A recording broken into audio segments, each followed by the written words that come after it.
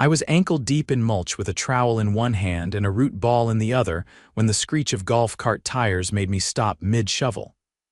I looked up, and there she was, Pamela Whitlow, president of our HOA, perched on the edge of her floral-patterned seat like a hawk spotting prey. Her bleach-blonde bob looked like it had been sprayed into place with industrial adhesive. She didn't even wait for the cart to stop rolling before hopping off and storming across my lawn.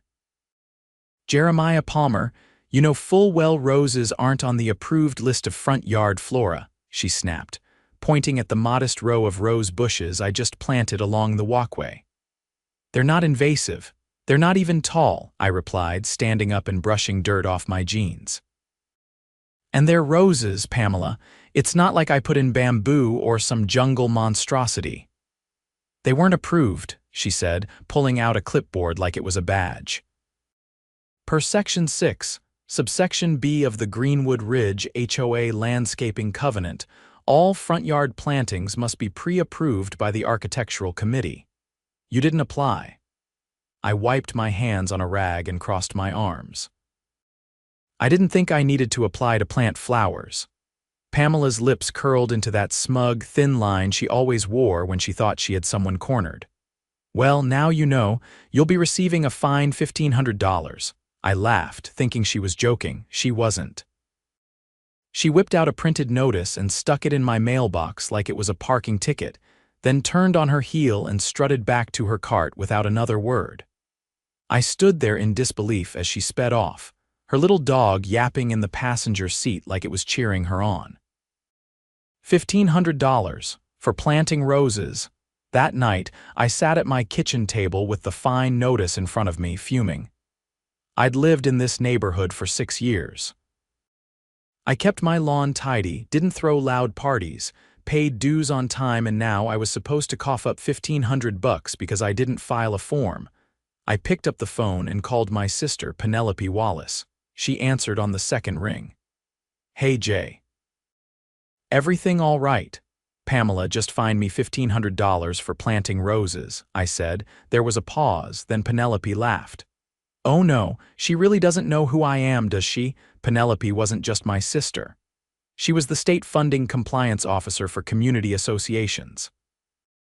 The HOA's budget, their state grants, their tax filings. She oversaw the programs they depended on to operate, which meant she knew exactly where to look if someone was getting a little too creative with their power. "She's been on our radar," Penelope said. "You just gave me an excuse to dig a little deeper." By the next morning, I had photos of the bushes, HOA bylaws printed out, and a hot cup of coffee ready. This was no longer about roses. This was about Pamela and whatever power trip she was riding through the neighborhood. And I wasn't about to let her run me over. Saturday morning, I was pulling weeds from the backyard when Penelope's car pulled into my driveway. She stepped out in a navy pantsuit and low heels, tablet in one hand, coffee in the other. The look on her face wasn't playful, it was focused, the kind of focus she brought into courtrooms and committee hearings. "You're going to want to sit down for this," she said, barely waiting for me to shut the back gate before walking into my kitchen. She laid her tablet on the counter and tapped it twice. "I pulled their last 3 years of financial reports. There are irregularities."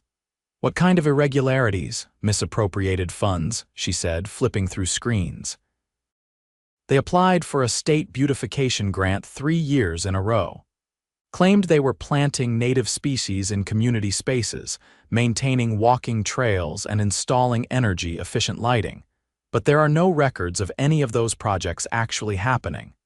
I frowned. "Where did the money go?" She slid the tablet toward me.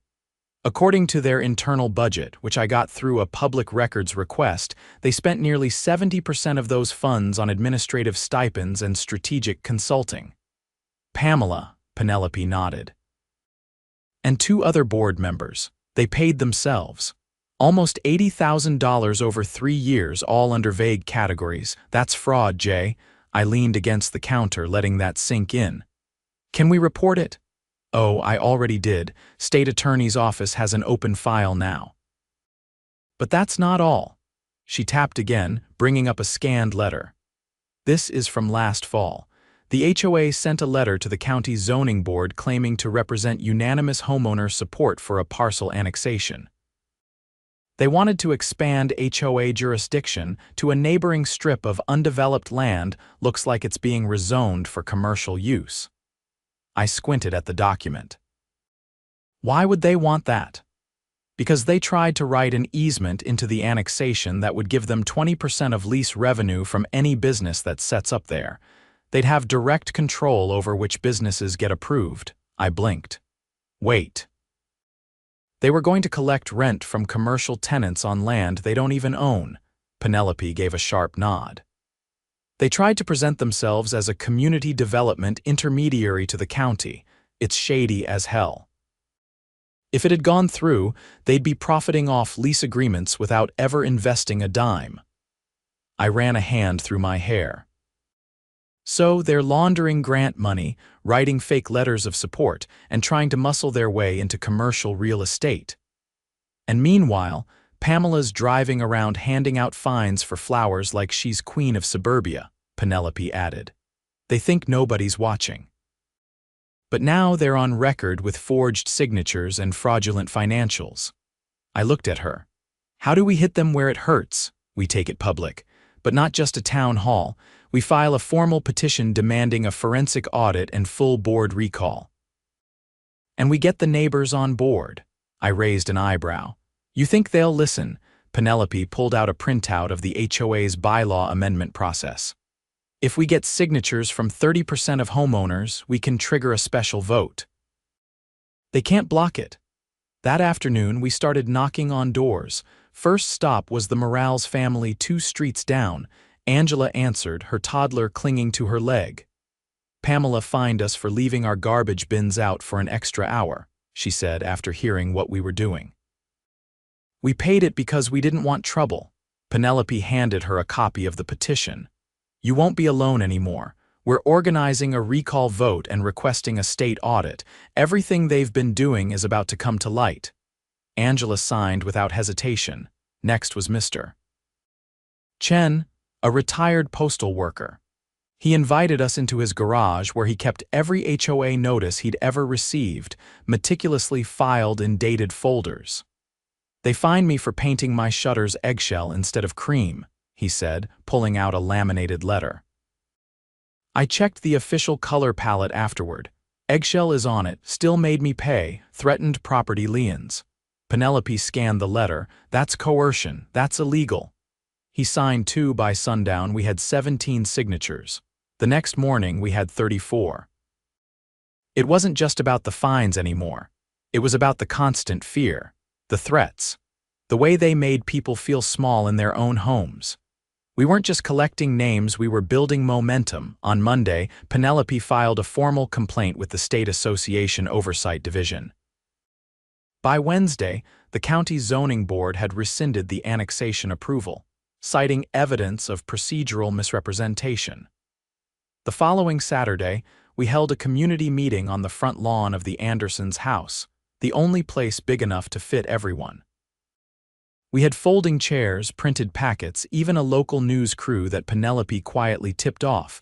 Pamela showed up halfway through, arms crossed, her face tight with irritation. "This is an unauthorized gathering," she called out. "You're violating HOA meeting protocols." Penelope stepped forward. Actually, under Article 9, homeowner-led assemblies are permitted when addressing board performance. And we're here to discuss the board's misuse of funds and fraudulent filings.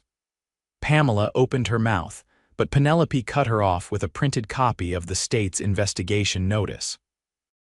"This is a formal declaration from the Office of Community Oversight," she said, her voice carrying. "They're freezing all HOA discretionary spending pending audit findings, effective immediately." The crowd murmured. Pamela turned red. "And this," Penelope said, holding up a second document, "is our petition to recall the board. We have more than enough signatures. The vote will be scheduled in 10 days. Pamela tried to speak again, but this time it was Mr. Chen who stood up. "You fined us for nonsense," he said. "You bullied people who didn't know their rights, but now we know." More voices joined. "Angela, The Andersons. Even the usually quiet Patel couple, Pamela turned and walked away without another word. The next day, I found someone had cut the heads off my rose bushes, but I had security cameras. And the footage clearly showed Pamela stepping onto my lawn at 3 in the morning with garden shears, wearing a hoodie and gloves. We sent the footage to the HOA's insurance provider, who immediately suspended liability coverage for the board due to destructive conduct by an acting officer.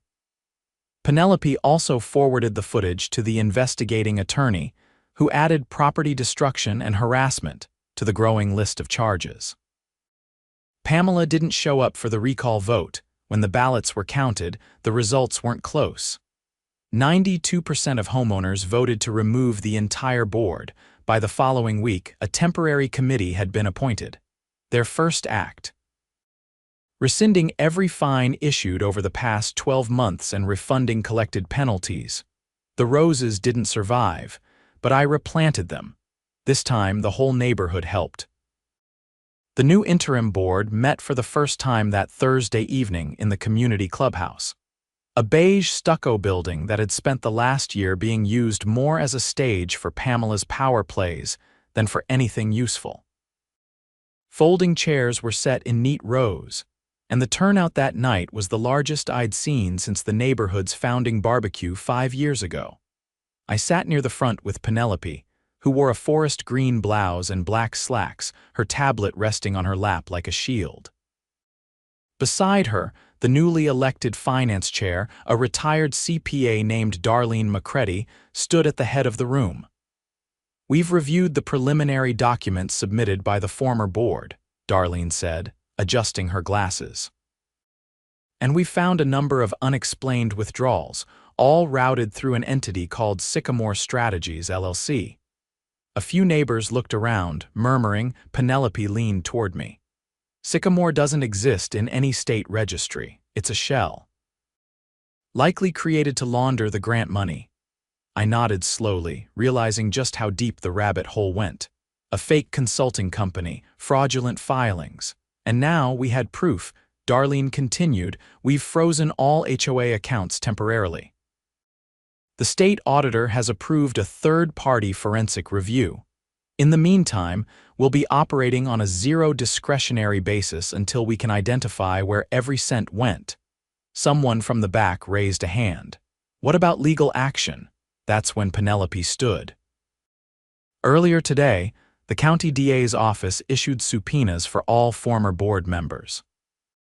Pamela Whitlow, Alan Reese, and Denise Halford are each being investigated for misappropriation of public funds, false representation in zoning documents, and attempted unlawful gain through fraudulent annexation. The room fell silent. "Those are felony charges," Penelope added. "The penalties don't stop at fines. They're facing possible prison time." A low gasp rippled through the room. Even the folks who'd once defended Pamela looked shaken. After the meeting, I stood near the refreshment table, sipping lukewarm coffee. A man I didn't recognize approached, tall and broad-shouldered with a buzz cut and a neatly pressed button down. "You're Jeremiah?" he asked. "Yeah," I said, cautious. "Name's Ruben. Used to live on Hearthstone Drive. Sold my place last year after Pamela tried to slap me with a lien over a deck repair she claimed was unauthorized." I frowned. "You moved because of her," he nodded. "I was a contractor for 21 years. I followed code to the letter. She just didn't like that I used reclaimed wood. Said it didn't match the neighborhood aesthetic." Penelope joined us. "You kept documentation," Ruben smiled, pulling out his phone. "Photos, receipts, even a time-stamped inspection report, passed with flying colors." "She still tried to fine me $5,000. Penelope took his information. "I'll forward this to the DA. Ruben looked relieved. "I'll testify if it helps." It did. The next week, a detective from the county white-collar crimes unit visited me at home. Detective Marler Reyes, crisp blazer and steel-toed boots, carried a leather-bound notebook and a calm, methodical demeanor. "We've reviewed the footage of Miss Whitlow on your property," she said, standing in my living room while Penelope reviewed documents beside her. Combined with the financial trail and the fraudulent zoning letter, this paints a compelling pattern of abuse of power. I nodded. So what happens now? We're moving to indict on 3 separate charges, Reyes replied. Fraud, conspiracy to commit fraud, and destruction of property. That's just for her. The other 2 board members also have their own laundry lists. What about restitution? Penelope asked. For the fines they collected under false pretenses, Reyes closed her notebook. We're working with the state's Consumer Protection Division to determine whether those funds can be recovered and redistributed. It'll take time, but the goal is to make your community whole again. By the following weekend, the neighborhood was buzzing with updates. People were talking, organizing, helping one another with yard work, repainting fences, even starting a community garden in the old drainage lot that Pamela once claimed was too unsightly for public use. A sense of unity had taken root, stronger than anything I'd seen here in years. But the biggest surprise came the following Tuesday morning. I was walking back from the mailbox when a black SUV with tinted windows pulled up to the curb. Out stepped a woman in her early 50s, short cropped hair, gray suit, clipboard in hand. Jeremiah Palmer? She asked.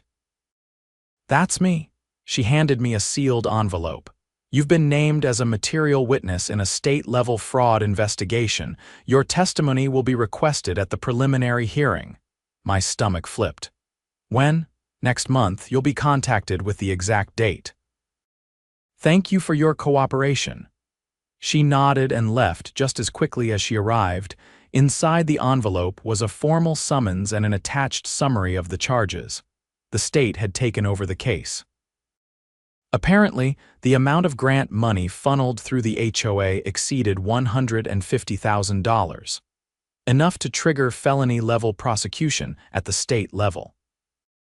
And because Pamela had used her position to forge documents submitted to a zoning board, the case now included charges of falsifying government records. Penelope was already on the phone when I walked back into the house. They're moving fast, she said, placing her call on speaker.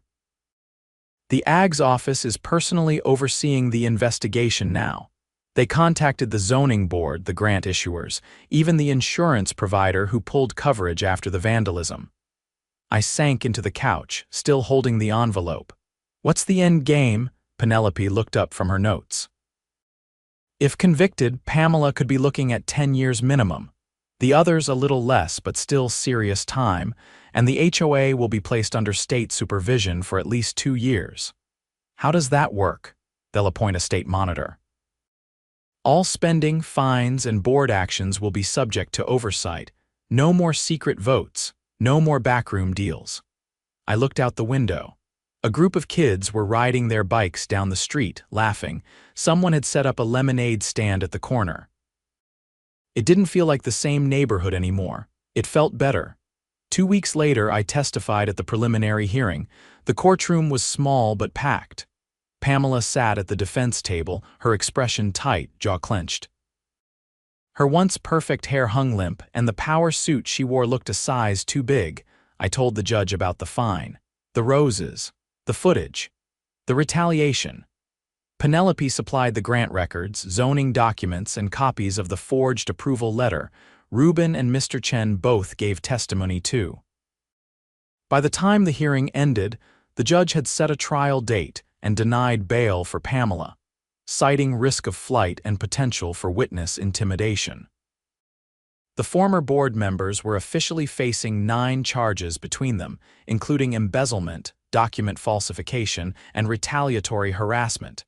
Back in Greenwood Ridge, things kept improving. The interim board held open meetings every month. Budgets were posted online. Neighbors volunteered to repaint the community signage and repair the old playground. No more fines showed up in mailboxes. And the roses? They bloomed again that spring, twice as many, in deep crimson and soft yellow, lining my walkway in perfect rows. This time, no one touched them. At the next community gathering, someone had set out a homemade sign near the refreshments. It read, "Let the roses grow." The week after the hearing, Greenwood Ridge settled into something it hadn't known in years' calm. The kind of quiet that meant no one was peering through blinds at your mailbox, no one was racing around in a golf cart with a clipboard, and no one was threatening to lien your home over mulch thickness. But calm didn't mean finished. Penelope was in my living room again, this time with a full printed copy of the forensic audit report that had just been released to the state's Office of Community Oversight. She set it on the coffee table with a weighty thud, the spine creaking under its own contents. "They found more," she said, flipping to a page near the center. "Pamela used HOA funds to pay for a private investigator." I looked up from my laptop. "For what? Not what, who, you?" I stared at her. "She paid someone to dig into your background. The report includes receipts. She had them snooping into your employment history, your mortgage, even your voter registration." She held up a photocopy of an invoice. $8,000, classified under external legal research. I stood up, pacing. "How is that even allowed?" Penelope tapped the corner of the page. "It's not. That's why the state just reclassified the case. It's no longer only a financial fraud investigation, it now includes a civil liberties violation." She opened another folder. "And that's why the Department of Justice is stepping in.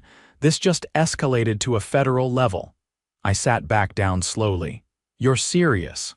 They'll be issuing a separate indictment within the week." 2 counts: unauthorized surveillance and misuse of administrative funds to target a private citizen. You're the complainant."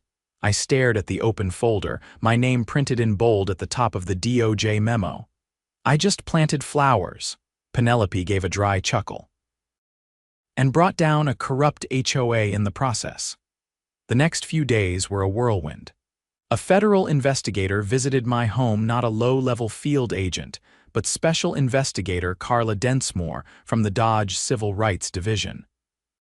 A tall woman with clipped sentences and a notepad that never left her hand. She asked direct questions.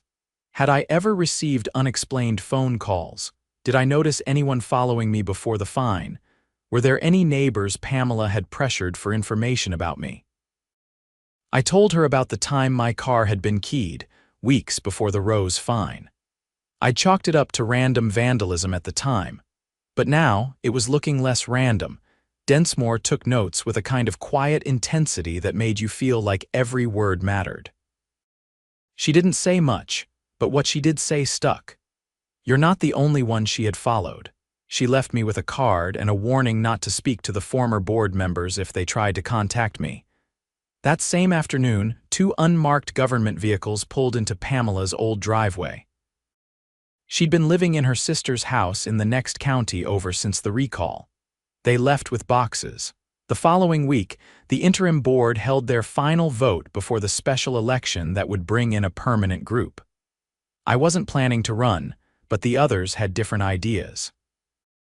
"You're the reason this place has a future," Darlene told me as we stacked folding chairs after the meeting. "People trust you now. They know you'll never let something like that happen again." I didn't respond right away. That night, I looked around my yard. The rose bushes were thriving again, taller now, with new buds sprouting along the stems.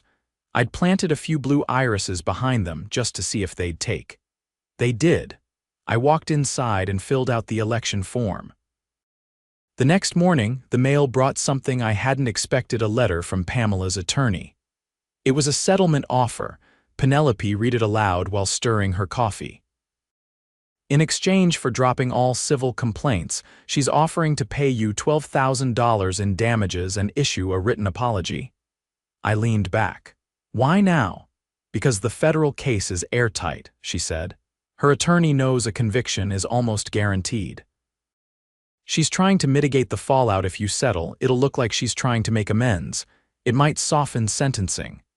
"Do I have to respond?" "No," Penelope said, folding the letter. "But if you do, I have a better idea." We didn't take the settlement. Instead, Penelope contacted the prosecutor and the DOJ representative. The letter was submitted as evidence of acknowledgement, proof that Pamela knew she'd crossed a line and was trying to escape consequences by writing a check. 2. Weeks later, the federal indictment came down. 5 charges, including unlawful surveillance, financial misconduct, and retaliating against a whistleblower. The trial was scheduled for late summer. I spent the next month preparing for the community election. The interim board helped me set up a campaign page, and neighbors began dropping off flyers and lawn signs they'd made themselves. One even featured a cartoon rose with boxing gloves, "Let the roses grow. Let the HOA go." When election day came, turnout was higher than anyone expected. I was elected chair by a landslide. Darlene stayed on as treasurer, and Angela Morales took the role of community outreach. Our first act as an official board was to amend the bylaws to include a full transparency clause. All financial reports would be public. All fines would require a 2/3 approval and a 10-day contest period. But the biggest change was the creation of the Homeowner Defense Clause, a new policy that allowed any resident to challenge a board decision before an independent review panel made up of fellow homeowners. No more unchecked authority, no more fear. The DOJ trial against Pamela lasted 4 days. She took the stand briefly, trying to paint herself as someone who'd lost her way under pressure, but the evidence was too solid. Emails, bank transfers, surveillance invoices, the footage of her trespassing, and the zoning documents that bore forged signatures. The jury returned a unanimous guilty verdict on all counts. She was sentenced to 6 years in federal prison, with no chance of parole for the first 3. The other 2 former board members faced lighter sentences, 18 months each, plus restitution. And just like that, the storm was over. The neighborhood didn't just recover, it bloomed. We built a real community garden in the old drainage lot, hosted movie nights on the green, even started a tool-sharing program for lawn equipment and repairs. I kept the roses. Every spring, I plant 5 new bushes, 1 for each charge Pamela was convicted of. And every summer, they bloom in full color, lining the walk with a reminder that no one, not even the self-appointed queen of the HOA, gets to decide what's beautiful in someone else's yard.